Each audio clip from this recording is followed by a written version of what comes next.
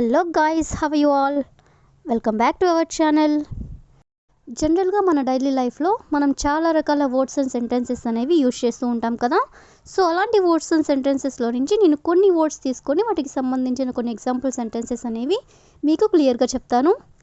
మీరైతే ఈ వీడియోని స్కిప్ చేయకుండా ఎండ్ వరకు చూడడానికి ప్రయత్నించండి. అలాంటి వీడియోస్ నా ఛానల్లో చాలానే ఉన్నాయి, వాటిని కూడా ఒకసారి మీరు ప్లేలిస్ట్లోకి వెళ్ళి చూసేయండి. మీకు ఏమైనా డౌట్స్ ఉంటే డిస్క్రిప్షన్లో నా ఇన్స్టాగ్రామ్ ఐడి అనేది లింక్ ఇచ్చున్నాను, ఒకసారి చెక్ చేయండి. మరెందుకు ఆలస్యం, let's go to the topic. First word అలాంటప్పుడు. అలాంటప్పుడు అనేదాన్ని మనం ఇఫ్ సో అంటే అలాంటప్పుడు. ఈ వర్డ్ని కూడా మనం చాలా సందర్భంలో యూజ్ చేస్తూ ఉంటాం కదా. సో అలాంటప్పుడు అనే వర్డ్ని తీసుకొని దానికి సంబంధించిన కొన్ని రిలేటెడ్ ఎగ్జాంపుల్ సెంటెన్సెస్ అనేవి చూద్దాం. సో ఫస్ట్ వన్, అలాంటప్పుడు నువ్వెందుకు వచ్చావు. అలాంటప్పుడు నువ్వెందుకు వచ్చావు అని జనరల్గా చెప్తూ ఉంటారు కదా. సో దీన్ని ఇంగ్లీష్లో if so why did you come. If so అంటే అలాంటప్పుడు. Why did you come.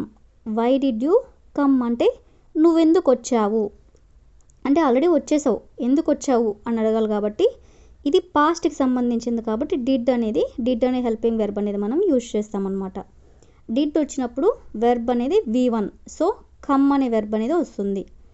అదేవిధంగా నెక్స్ట్ వన్, అలాంటప్పుడు నేను ఎందుకు చెబుతాను. అలాంటప్పుడు నేను ఎందుకు చెప్తాను అని చెప్పాలనుకున్నప్పుడు if so why do I say that. If so అంటే అలాంటప్పుడు, why do I say that అంటే నేను ఎందుకు చెబుతాను అంటే ఇంకా చెప్పలేదు, ఎందుకు చెబుతాను అంటున్నాం కాబట్టి అంటే ప్రజెంట్కి సంబంధించింది కాబట్టి టు అనే హెల్పింగ్ వెర్బ్ అనేది మనం యూజ్ చేస్తామన్నమాట. అదేవిధంగా నెక్స్ట్ వన్, అలాంటప్పుడు నువ్వెందుకు అతనిని కలవలేదు. ఎందుకు కలవలేదు అలాంటప్పుడు అని అడగాలనుకున్నప్పుడు if so why didn't you meet him. If so why didn't you meet him అంటే అలాంటప్పుడు నువ్వెందుకు అతనిని కలవలేదు. అదేవిధంగా నెక్స్ట్ వన్, అలాంటప్పుడు వాళ్ళని ఎందుకు ఆహ్వానించావు అంటే అలాంటప్పుడు వాళ్ళని ఎందుకు ఇన్వైట్ చేశావు అని. సో దీన్ని ఇంగ్లీష్లో if so why did you invite them. ఎందుకు ఇన్వైట్ చేశావు అనేదాన్ని why did you invite them. అదేవిధంగా నెక్స్ట్ వన్, అలాంటప్పుడు నేను ఎందుకు వెళ్తాను అలాంటప్పుడు అని చెప్పాలనుకున్నప్పుడు if so why do I go. Why do I go నేను ఎందుకు వెళ్తాను అంటే ప్రజెంట్కి సంబంధించింది కాబట్టి డూ అనే హెల్పింగ్ వెర్బ్ వస్తుందన్నమాట. అంటే నేను ఎందుకు వెళ్తాను అంటే అది ప్రజెంట్ సెంటెన్స్ కాబట్టి. అదేవిధంగా నెక్స్ట్ వన్, అలాంటప్పుడు వాళ్ళు ఎందుకు పట్టించుకుంటారు. అలాంటప్పుడు వాళ్ళు ఎందుకు పట్టించుకుంటారు అని అడగాలనుకున్నప్పుడు if so why do they care. Why do they care అంటే వాళ్ళు ఎందుకు పట్టించుకుంటారు అని. అదేవిధంగా నెక్స్ట్ వన్, అలాంటప్పుడు నువ్వెందుకు కాల్ చేయలేదు. నువ్వెందుకు కాల్ చేయలేదు అలాంటప్పుడు అని అడగాలనుకున్నప్పుడు if so why did you call. ఎందుకు చేయలేదు అంటే ఆల్రెడీ జరిగిపోయింది కాబట్టి ఇక్కడ డిడ్ అనే హెల్పింగ్ వెర్బ్ అనేది వస్తుందన్నమాట. వై డిడ్ యూ కాల్ అంటే ఎందుకు నువ్వు కాల్ చేయలేదు. అదేవిధంగా ద లాస్ట్ వన్, అలాంటప్పుడు నువ్వెందుకు ఇక్కడ కూర్చున్నావు. ఇక్కడ ఎందుకు నువ్వు కూర్చున్నావు అలాంటప్పుడు అని అంటూ ఉంటారు కదా. సో దీన్ని ఇంగ్లీష్లో if so why did you sit here అంటే ఎందుకు ఇక్కడ కూర్చున్నావు అనేదాన్ని why did you sit here. So ఈ విధంగా మనం అలాంటప్పుడు అనే వర్డ్ని తీసుకుని దానికి సంబంధించిన కొన్ని రిలేటెడ్ సెంటెన్సెస్ అనేవి చూసాం కదా. నెక్స్ట్ వర్డ్ చూడండి, ఇక్కడికి దగ్గరలో. ఇక్కడికి దగ్గరలో అంటే నియర్ హియర్ అంటే ఇక్కడికి దగ్గరలో. అంటే ఫర్ ఎగ్జాంపుల్ ఇక్కడికి దగ్గరలో ఒక హాస్పిటల్ ఉంది, లేదా ఇక్కడికి దగ్గరలో ఒక బస్ స్టాండ్ ఉంది, లేదా ఇక్కడికి దగ్గరలో నేను ఉంటున్నాను. ఇలా ఇక్కడికి దగ్గరలో అనే వర్డ్ని కూడా మనం చాలా సందర్భంలో యూజ్ చేస్తూ ఉంటాం కదా. సో ఇక్కడికి దగ్గరలో అనే వర్డ్ని తీసుకొని దానికి సంబంధించిన కొన్ని రిలేటెడ్ సెంటెన్సెస్ అనేవి చూద్దాం. సో ఫస్ట్ వన్, రెస్టారెంట్ ఇక్కడికి దగ్గరలోనే ఉంది. రెస్టారెంట్ ఇక్కడికి దగ్గరలోనే ఉంది అని మనం చెప్పాలనుకున్నప్పుడు restaurant is near here. Restaurant is near here అంటే రెస్టారెంట్ ఇక్కడికి దగ్గరలోనే ఉంది అని. అదేవిధంగా నెక్స్ట్ వన్, పార్క్ ఇక్కడికి దగ్గరలోనే ఉంది. పార్క్ ఇక్కడికి దగ్గరలోనే ఉంది అనాలనుకున్నప్పుడు పార్క్ ఈజ్ నియర్ హియర్. సింపుల్గా పార్క్ ఈజ్ నియర్ హియర్. అదేవిధంగా నెక్స్ట్ వన్, మా పేరెంట్స్ ఇక్కడికి దగ్గరలోనే నివసిస్తున్నారు. మా పేరెంట్స్ ఇక్కడికి దగ్గరలోనే నివసిస్తున్నారు అని చెప్పాలనుకున్నప్పుడు our parents live near here. Our parents live near here అంటే మా పేరెంట్స్ ఇక్కడికి దగ్గరలోనే నివసిస్తున్నారు అని. అదేవిధంగా నెక్స్ట్ వన్, స్కూల్ ఇక్కడికి దగ్గరలోనే ఉంది.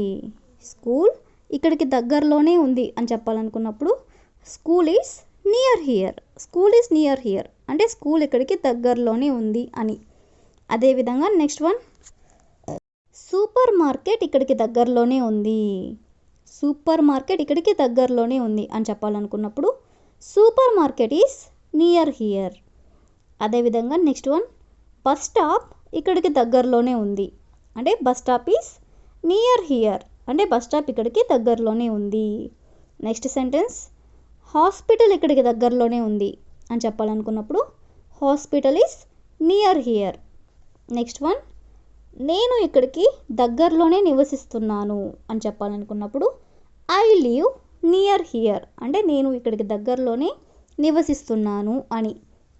సో ఈ విధంగా మనం ఇక్కడికి దగ్గరలోని అనే వర్డ్ని తీసుకొని కొన్ని ఎగ్జాంపుల్స్ అనేవి చూసాం కదా.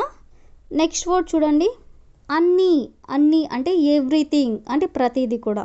అంటే ఫర్ ఎగ్జాంపుల్, నువ్వే నాకు అన్నీ అంటే నాకు ఎవ్వరొద్దు, నువ్వే నాకు అన్నీ ఇలా చెప్తూ ఉంటారు కదా. సో ఈ విధంగా అన్నీ అంటే ఎవ్రీథింగ్ అనే వర్డ్ని తీసుకొని దానికి సంబంధించిన కొన్ని ఎగ్జాంపుల్స్ చూద్దాం.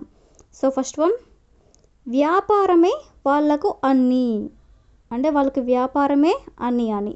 సో దీని ఇంగ్లీష్లో business is everything to them. Business is everything to them అంటే వ్యాపారమే వాళ్ళకు అన్నీ అని. అదేవిధంగా నెక్స్ట్ వన్, పిల్లలే అతనికి అన్నీ. పిల్లలే అతనికి అన్నీ అనేదాన్ని kids are everything to him. Kids are everything to him. అదేవిధంగా నెక్స్ట్ వన్, ఆ ఉద్యోగమే నాకు అన్నీ అని చెప్పాలనుకున్నప్పుడు that job is everything to me అంటే ఆ ఉద్యోగమే నాకు అన్నీ. అదేవిధంగా నెక్స్ట్ వన్, నా తల్లిదండ్రులే నాకు అన్నీ అని అనుకున్నప్పుడు my parents are everything to me. Next one, ఆమె వాళ్ళకి అన్నీ. She is everything to them అంటే ఆమె వాళ్ళకు అన్నీ. అదేవిధంగా నెక్స్ట్ వన్, కొడుకే ఆమెకు అన్నీ. కొడుకే ఆమెకు అన్నీ అని చెప్పాలనుకున్నప్పుడు her son is everything to her. అదేవిధంగా ది లాస్ట్ వన్, నా తల్లిదండ్రులే నాకు అన్నీ. నా తల్లిదండ్రులే నాకు అన్నీ అని చెప్పాలనుకున్నప్పుడు my parents are everything to me. My parents are everything to me అంటే నా తల్లిదండ్రులే నాకు అన్నీ అని. సో ఈ విధంగా మనం ఎవ్రీథింగ్ అనే వర్డ్ని తీసుకొని దానికి సంబంధించిన కొన్ని ఎగ్జాంపుల్స్ అనేవి చూసాం కదా. So that's all for today. I will ask you A question for you. అతనే నాకు అన్నీ. అతనే నాకు అన్నీ. So if you know this one in English, please you can comment in the comment section. Thank you for watching.